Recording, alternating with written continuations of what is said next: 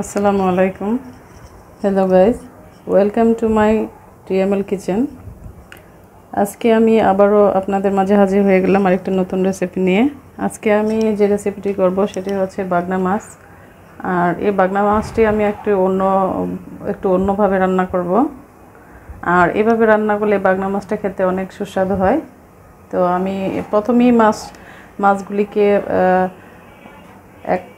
এক চা চামচের 4 ভাগের 1 ভাগ পরিমাণ হলুদ এবং মরিচের গুঁড়া দিয়ে এটাকে আমি মেখে নেব। এবং এখানে আমি দিব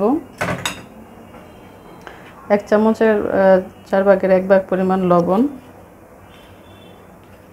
এই উপকরণগুলি দিয়ে আমি মাছটাকে মেখে তারপরে মাছটাকে ভেজে নেব।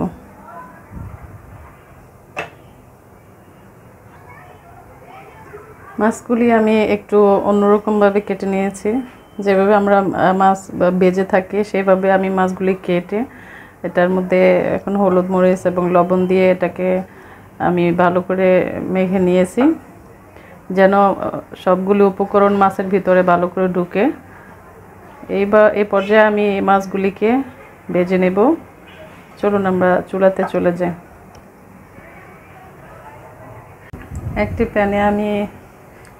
একটি ফ্রাই প্যানে আমি পরিমাণ মতো তেল দিয়ে নিয়েছি এবং তেলটা আমি গরম করে নিয়েছি। এখন আমি এর মধ্যে মেখে রাখা মাছগুলি দিয়ে দেব।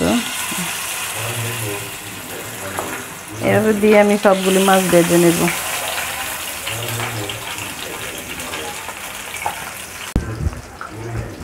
মাছগুলি যখন এভাবে এক পাশ হয়ে যাবে, এখন আমি মাছগুলো উল্টিয়ে দেব, অন্য পাশ উল্টিয়ে দেব।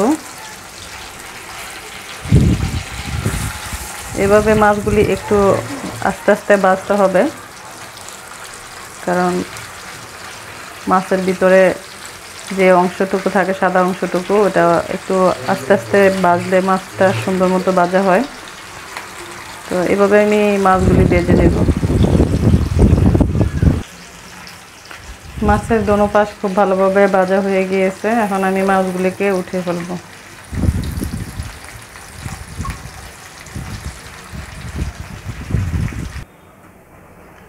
আমি যে মাছটা ভেজেছি তার মধ্যে আমি দিয়ে দিব, এখন সেই তেলটার মধ্যে দিয়ে দিব 1/2 কাপ পরিমাণ পেঁয়াজ কুচি। এবং এই পেঁয়াজটা যতক্ষণ বাদামি কালার না হয় ততক্ষণ আমি এই পেঁয়াজটা একটু ভেজে নেব তেলের সাথে। পেঁয়াজটা যখন একটু বাদামি কালার হবে তখন আমি এর মধ্যে দিয়ে দিব 1 কাপের প্রায় 4 ভাগের 3 ভাগ পরিমাণ পেঁয়াজ বাটা। আর দিয়ে দিব আমি 1/2 কাপ পরিমাণ টমেটো। এখানে আমি 2টা টমেটো পেস্ট করে নিয়েছি, 2টা টমেটো পেস্ট।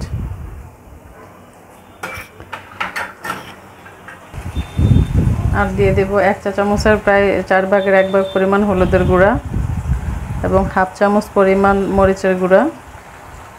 তারপরে আমি এখানে ব্যবহার করব 1 চামচের প্রায় 4 ভাগের 1 ভাগ পরিমাণ হচ্ছে লবণ। লবণটা আপনারা দেখে একটু যদি লাগে তার পরিমাণটা স্বাদ মতো দিয়ে নেবেন।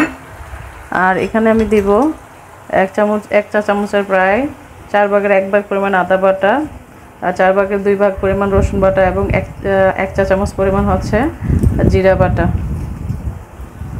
এই উপকরণগুলি আমি সবগুলি একটু ভালো করে মিশিয়ে নেব পেঁয়াজটার সাথে। মশলাটা যখন ভালো করে কষানো হয়ে যাবে এই পর্যায়ে আমি দিয়ে দিব 1 কাপ পরিমাণ পানি। মেজারমেন্ট কাপের 1 কাপ পরিমাণ পানি দিয়ে দিব। এবং আমি এখন মশলাটাকে একটু ঢেকে দিব।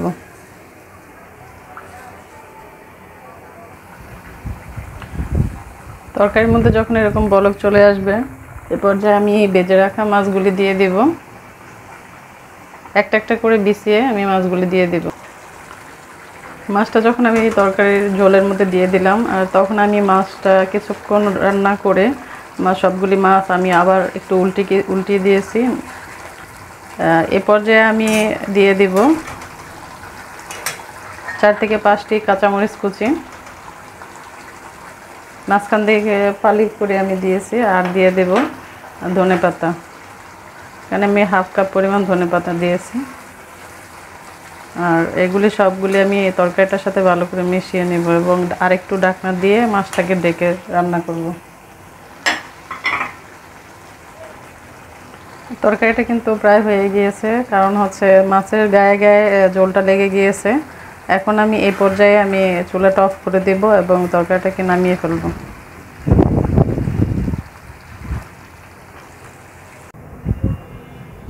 গাইস, রান্না হয়ে গেল। খুবই মজাদার বাগনা মাছ। আর এই মাছটি এভাবে রান্না করলে এটা খেতে অনেক সুস্বাদু হয়, অনেক ভালো লাগে। আপনারা সবাই বাসায় এভাবে চেষ্টা করবেন বাগনা মাছটাকে রান্না করার জন্য। এইভাবে রান্না করলে মাছটা অনেকেরই পছন্দ হয়। আপনারা সবাই ভালো থাকবেন। আর আমার চ্যানেলটা একটু সাবস্ক্রাইব করে দিবেন সবাই প্লিজ।